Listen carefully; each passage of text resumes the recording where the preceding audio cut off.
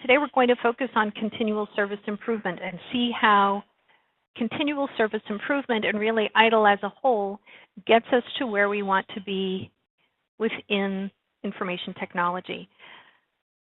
The goal here has been to add value to the organization.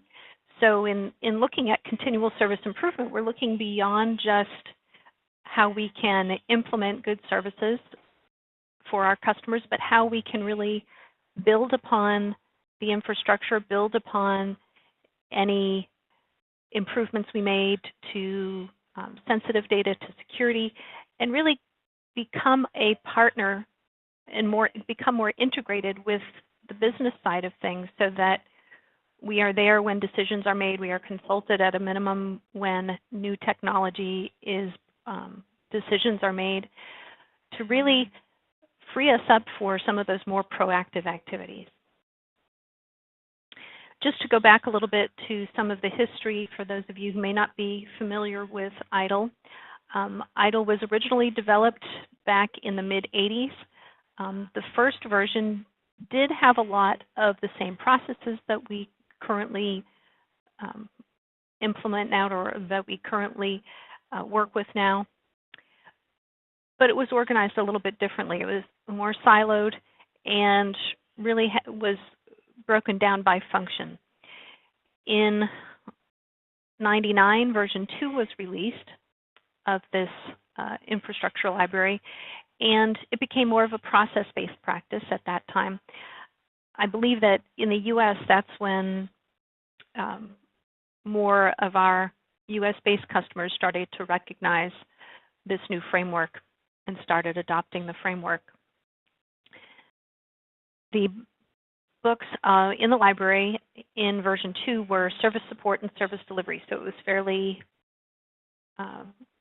minimized in terms of going from 40 books or 40 documents down to 2 books. In version 3, though, they expanded it a little more and went to a service lifecycle-based practice. It does incorporate the teachings of the first 2 frameworks, but it looks at a service and how a service is developed from beginning to end, and then on a continual improvement basis. So starting with the first lifecycle title, Service Strategy, which is at the axis. From Service Strategy, we move on to Service Design. From Service Design, once we've got a design, we move to the transition. The transition goes into service operation, and all of that is surrounded by this concept of continual service improvement, which I'll talk about more today. Something else to note here is this reference to the ITIL complementary guidance. Complementary guidance is simply anything that's not in the 5 core titles. So there are a number of other titles out there, including things like how to develop a service catalog. There are even specific titles or versions of the ITIL framework for government organizations. So I'm going to touch a little bit on the life cycle, and specifically on the outputs from each of the phases of the life cycle, to give you an idea of how we get to this whole point of continual service improvement. So the first phase of the life cycle here, as I mentioned, is service strategy. And in service strategy, we're developing the vision for the services that we're providing. We want to make sure we understand what the business needs are, any goals that we have. And there are a number of different processes that we employ to help us better understand this information and to make better decisions. So we look at the service portfolio, for example, where we identify new services or changes to services that may be requested or that we may be promoting within the infrastructure. We need to make decisions on financial management, so the budgeting, accounting, and charging components of how we're providing service to the organization. How do we put a dollar value on the value that we're providing to the organization? Also, demand, strategy, and business relationship management are covered in the service strategy phase of the life cycle. So as an output from the service strategy phase, we have our service requirements. So we have a set of requirements that are then handed off to service design. And in service design, we consider a number of different factors. So there's considerations for designing with appropriate levels of availability, capacity, and security. We also want to make sure that we have good practices in place for disaster recovery, and that's part of IT service continuity management. We should be negotiating with our customers for appropriate service levels. So make sure that we understand what our capabilities are and what our customers' needs are. And by negotiating between those two things, we should be able to come up with some good guidelines and get agreement from our customer on the guidelines under which we're going to operate. And I've mentioned this term a few times already, and this is something that Dick even touched on when he was first introducing today's session, this idea of good practices or good process design. A lot of times customers will come to us asking about best practices, and we use the terms fairly interchangeably, but I wanted to explain a little bit about why I might say good practices instead of best practices.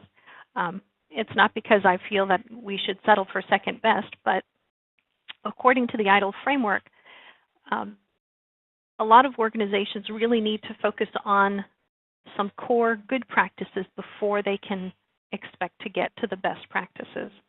So the best practices are defined as practices that are embraced and followed by perhaps the top 5% in any given industry, whereas good practices should be attainable by the majority of organizations out there. So this framework is accessible to small businesses, to government organizations. It's just a framework. It just matters how you tailor it then to the needs of your organization and how you can employ those good practices. So getting back to service design. From service design, we develop a service design package. So that is the output of this phase, which is an input then into service transition. In service transition, as you might expect, as the name implies, change management is a core component of this phase of the life cycle. And in service transition, we move these services that have been designed into the live environment. So we need to be mindful of IT service asset and configuration management. How are the components that we're deploying interacting with each other? Who has responsibility for these components? Do we have a good release and deployment management process? Training and testing are especially important in this phase of the life cycle. And knowledge management. Now, I would argue that knowledge management really spans just about every phase of the life cycle, but it's in service transition that we really see the importance of it, where we really focus on it the most, where we really want to be capturing the outcomes or outputs of testing, for example, so that we can capture that information for our knowledge base. So I mentioned the service release component. So we're transitioning to the live environment. The output is a service release package, which then is an input into service operation. Service operation is where the customer sees the value of the IT organization and the services that it provides. It's really the customer-facing component of it. In service operation, we're focused on the day-to-day maintenance of managing the services that IT provides. So it's in this phase of the life cycle that we define the functions of IT. So we have the service desk, which is the single point of contact for issues from the end users. We have technical, application, and IT operations management groups who are typically defined as the Tier 2 and Tier 3 groups within the organization who are providing the support and also that dual role of delivery of the services that are needed by the rest of the organization. Now, the output of service operation is reports. So reporting comes from the various systems that we have. So you may have reports from a telephone system. You may have reports from your IT service management system. You may have reports based on incidents and problems. All of these reports that are output from service operation then get input into this process that we call continual service improvement. So in continual service improvement, there are several reasons why an organization would want to adopt the framework and the guidelines that are presented in continual service improvement. There's really kind of a dual role here, and it has a lot to do with governance. So governance is important for a lot of organizations. It may be corporate governance. There may be a compliancy issue. So Sarbanes-Oxley is one good example of a compliance issue that may lead an organization to adopt ITIL processes. On the other side is strictly business. The more that we can automate some of the processes and streamline our operations, the better we get then at improving performance and increasing the number of services that we can provide to our end users, to our customer, to the whole organization.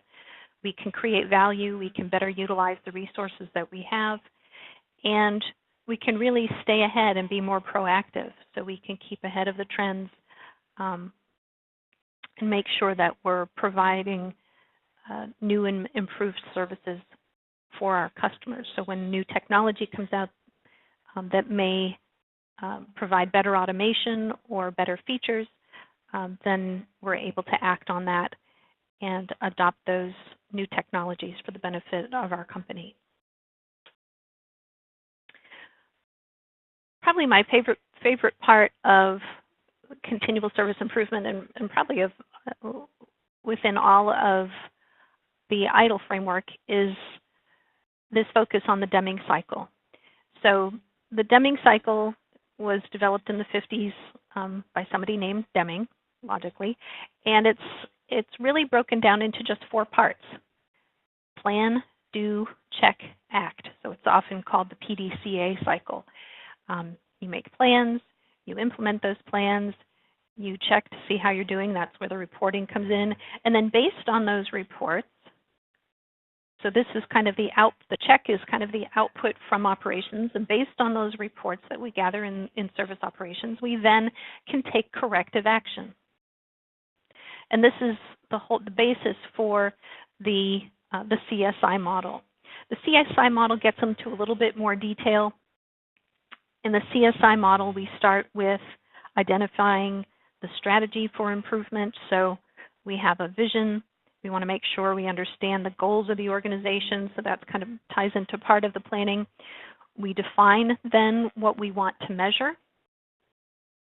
So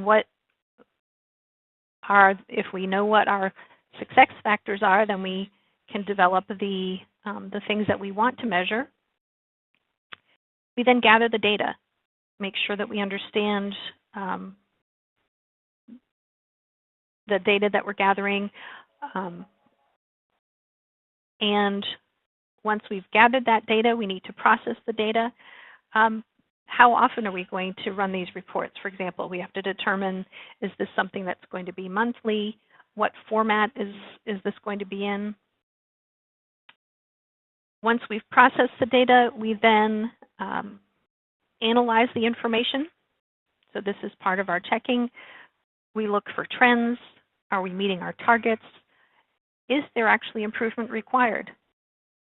If so, then we want to present and use the information. So we bring this back to the organization. We have justification then. So for example, if we are providing incident management services to the organization, we have a service desk in place. We're running our service desk. We run some reports and we find that because perhaps of a merger or a bunch of new hires or additional services that we're providing, we've had a significant increase in the number of incidents. So if we can identify that quantitatively, we can use that then as justification to perhaps go back and either request additional staff or request new tools then for the incident management process that we're providing. Once we've presented our recommendations for improvement and gotten approval, we can then implement those improvements. We can take action and the cycle then resumes.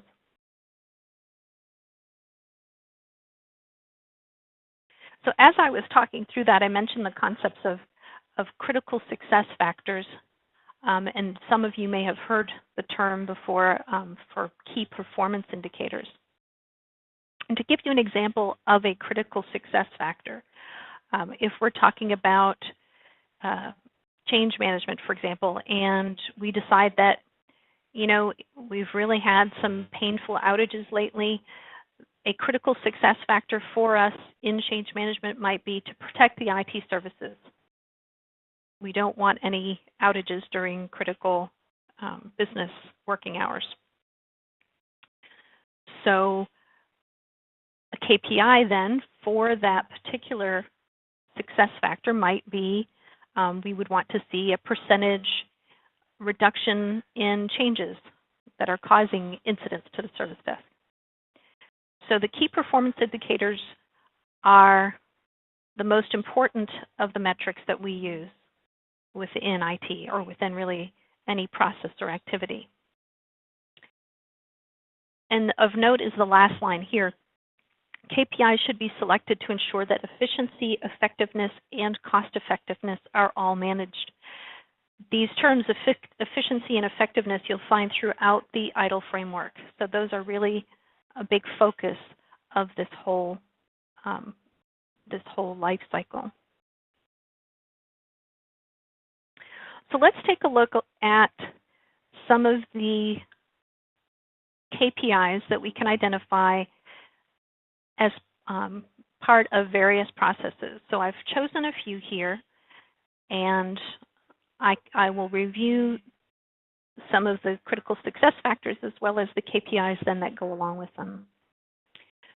So in service design, we talked about security management. It's a big concern for a lot of organizations, especially government organizations, particularly the military, as well as financial organizations. There's nothing more devastating to a financial organization than to have a publicized breach of data. So in security management, we want to be sure that our processes are in line with the policy of the business. So I mentioned some organizations that have very strict security guidelines or requirements. Again, it's always important to make sure that we are in line with the needs of the organization. IT security management should control all aspects of the service management activities, and there's 3 components to security management. Confidentiality, making sure that data that shouldn't be exposed is not exposed. Availability, making sure that people do have access to information when they need it and when they are entitled to see it. And then finally, integrity, making sure that the data is accurate, that nobody is interfering with the accuracy or the integrity of the data.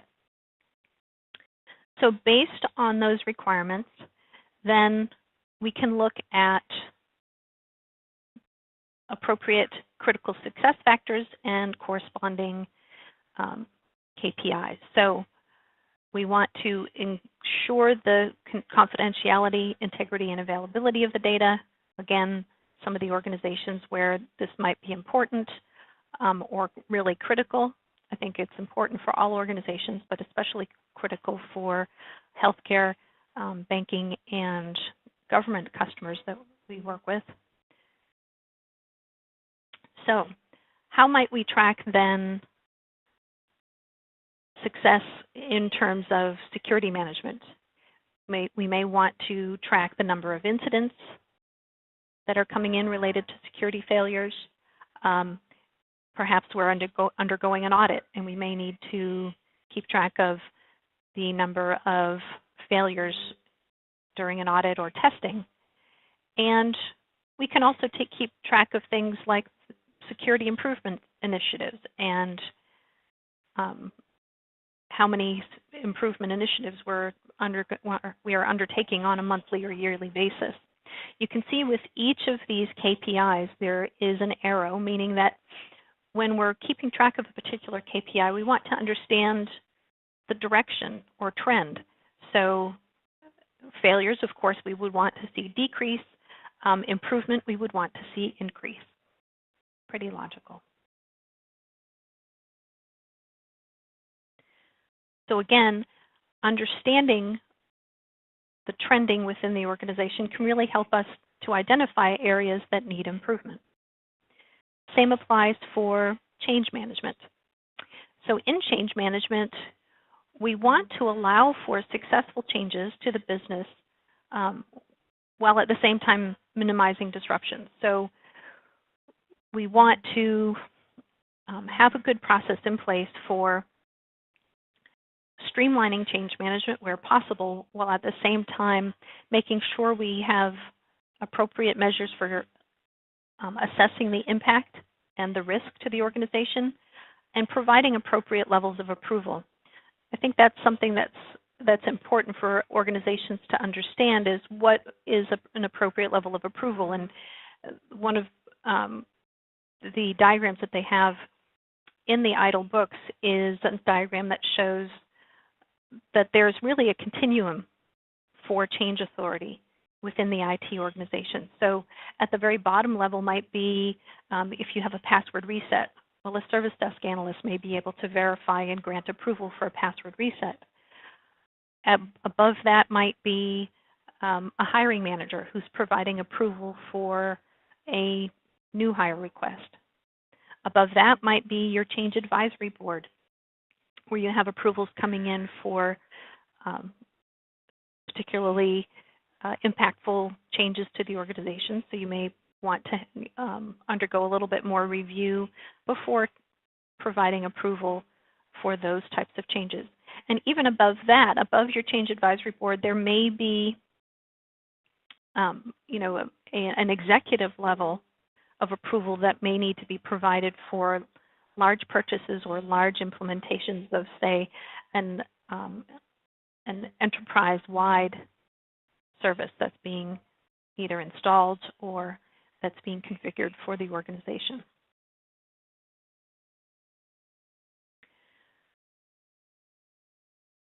So to see how we can be successful in change management, again, if we want to be sure that we're applying appropriate levels of authorization for changes, then there are certain KPIs that are defined. So we want to be sure that we're not having any unplanned or unauthorized changes. The way that we recognize unauthorized changes is, unfortunately, sometimes it's because something breaks and there's no corresponding change request for that item that's been broken. So say, for example, I had a customer once ask me, and I was kind of surprised by this question, but he said, well, what about just like a little tweak to a particular software? Can't we do that without getting a change approval? And unfortunately, what I think you'll find is that some of these, what we think are little tweaks, end up being front page news when they cause widespread outages. So,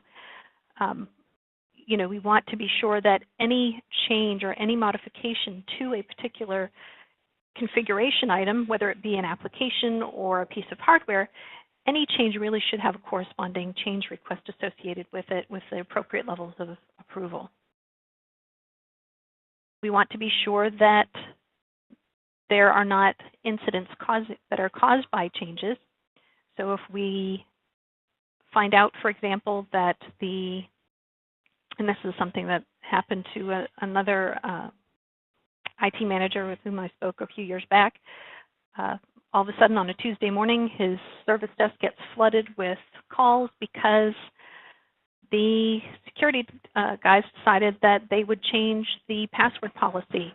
They thought Tuesday morning at 10 o'clock seemed like a good time for that, and they did not notify anyone. So there was a flood of incidents that came in related to this change, and they were able to track it back to that specific change request. There could be outages caused by poorly implemented changes. So if we don't have the appropriate backup plans or the appropriate risk and impact analysis, there could be outages even when a change is documented. I included emergency changes in here. A high number of emergency changes is a risk factor for an organization. If your change process is too slow and cumbersome, people might try to get around that by submitting emergency change requests if they don't have enough lead time to comply with the standard, with the normal change process. So certainly high numbers of emergency changes would be an indication that there needs to be some improvement to the change process itself. Moving on from change management, again, in service transition, release and deployment management. Release and deployment management is the implementation phase, effectively, of our change management process. We want to be sure that we are providing appropriate levels of testing and training so that we have minimal negative impact to the organization. Some examples of KPIs for release management would include, we want to see the reduction of releases implemented without appropriate levels of testing. Just like with emergency changes, we want to see minimum numbers of urgent releases. And we want to track failed releases. So are we having problems where we need to either back out or fix releases despite the approvals that might have been granted for the release?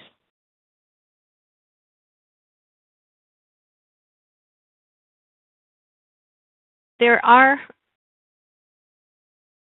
reports that are specific to particular functions. So in this case, if we look at the service desk function and how might we identify needs for improvement or areas of improvement for the service desk, so we may decide that the service desk and its most closely related process, incident management, we may decide that it's important for our service desk to handle increasing call volume or to restore service more quickly. We have to be careful about how we measure.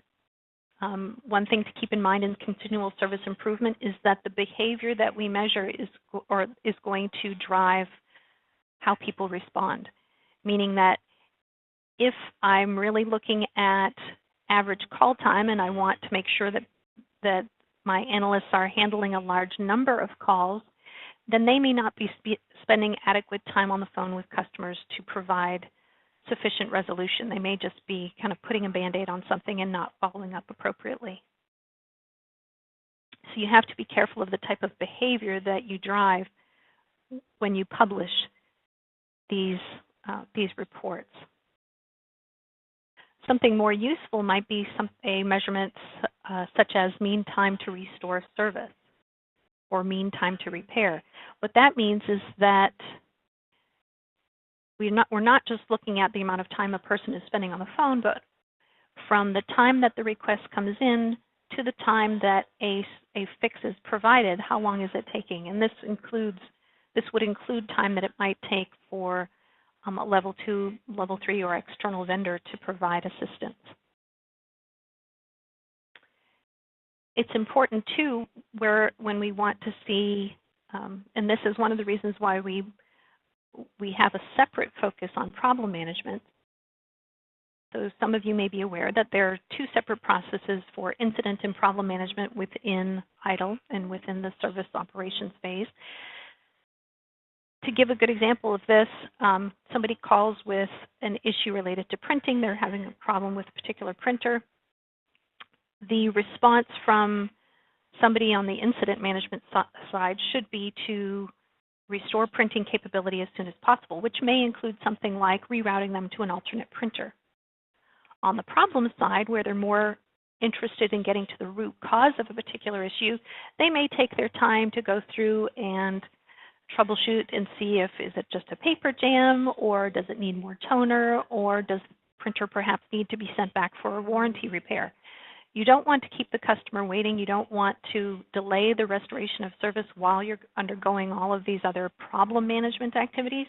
The goal for incident management here is to restore service as quickly as possible. So if you do reroute that person to an alternate printer, you can effectively at that point, once the printing capability has been restored, you can close that incident. There should also be service targets for the requests coming into the service desk, and you can see whether they're meeting their targets. Number of incidents bypassing the service desk. This one's not always easy to identify, but if you have Tier 2 or Tier 3, or your favorite friend who sits down the hall from you, you may either by hearsay or by non-service desk people entering requests into your service management system, start to identify where there may be a kind of a sidestepping of the service desk. And maybe that's an indication that there are issues on your service desk, which again may need to be improved.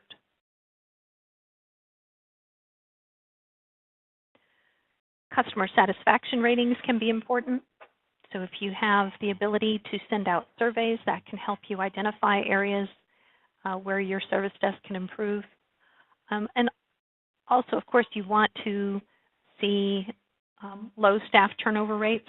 Service desks do experience the highest levels of job turnover of any of the other areas of the IT organization. So you want to provide opportunities for the service desk to receive additional training and the potential for promotion when and if possible. The last item here, average cost per call. That is a challenge for some organizations to measure, but something else to note here is that any time an issue needs to be escalated to a Tier 2 or Tier 3 group, that is obviously going to cost more because you have higher salaried employees who are now involved in the incident management process.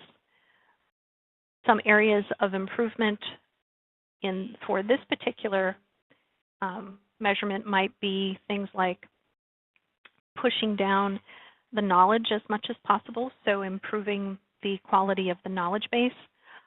You may even want to push it down to level 0, meaning you have a self-service portal where your more IT-savvy end users would be able to access the knowledge base and resolve questions without even picking up the phone or without even having to submit a request.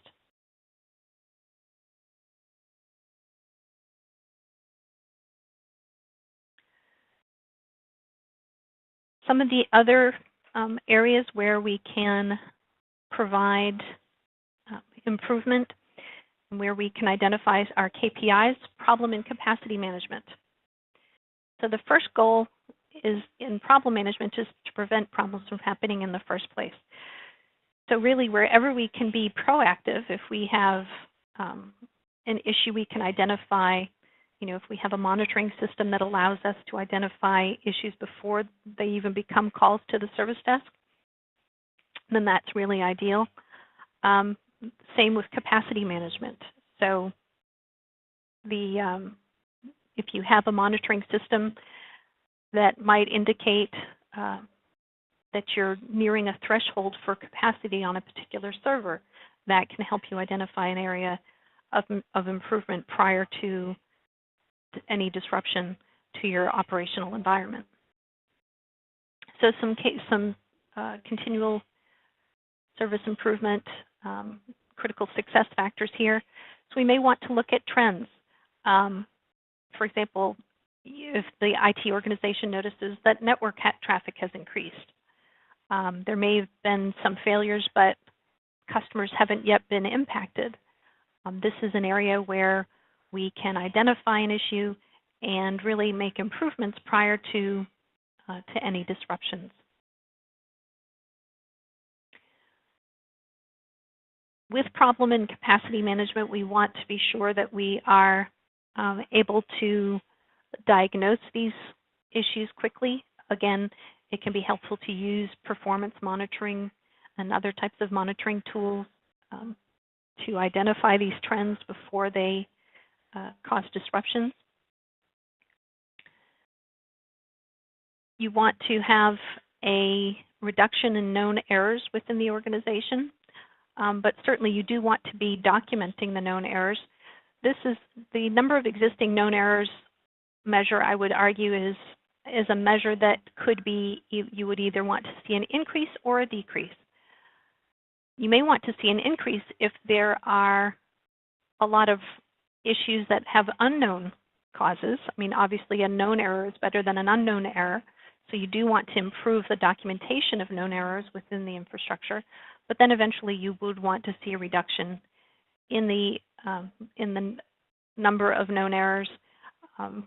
Sometimes there are reasons why organizations may not be able to address a known error, so it may be a cost factor, so the error may be too expensive to repair, or it may be that they're waiting for a new release of a particular application or other service. For capacity management specifically, we may have particular service level agreement targets, and we want to be sure that we're not missing our targets because of failures or lack of capacity.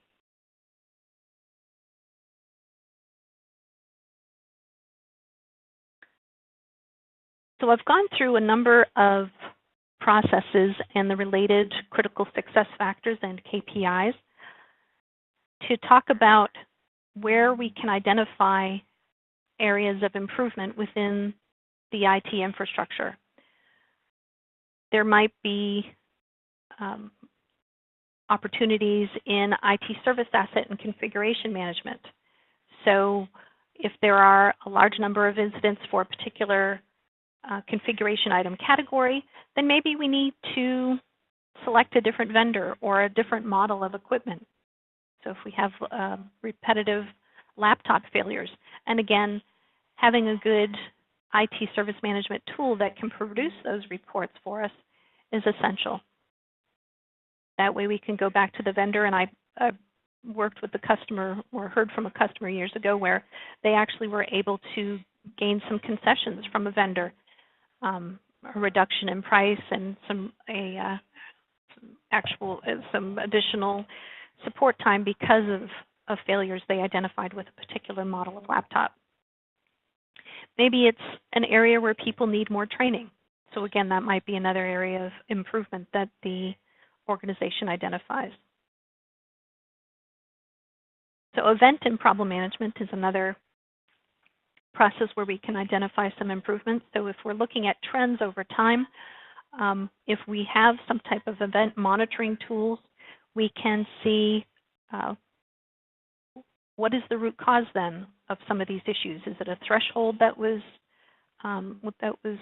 passed, or was there a particular type of failure, power outage?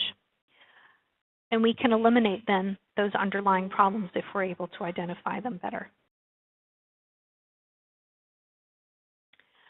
So I hope this information has been useful to you all. Really, when I started with this series, and as I open each presentation for each of the series, each of the sessions in this series, I want people to consider how they can be better integrated with the organizations. So how IT can improve its cooperation and at the activities that it undertakes on behalf of the business. We aren't just supporting the business, we are powering the business and helping to drive growth. And this was a quote from an executive at Hewlett-Packard. So it's really gone beyond alignment between IT and the business to true integration. To recap here, we've covered the 5 core lifecycle titles. In our first session, we reviewed service strategy and design. We then looked at service transition, service operation, and then finally today, continual service improvement. If you are interested in learning more about the ITIL framework, I do mention ITIL version 3 here. There has been another update. There was an ITIL V3 2011 update, so this information has been evolving. The books are still out there. There are also a number of other resources, including the RightStar website itself. So there are data sheets and information out there. There are recordings of previous webinars. BMC has its own blogs and information about the ITIL framework. And there are a few organizations with whom we've partnered in the past, including the IT Service Management Forum and HDI. So those are some good resources there.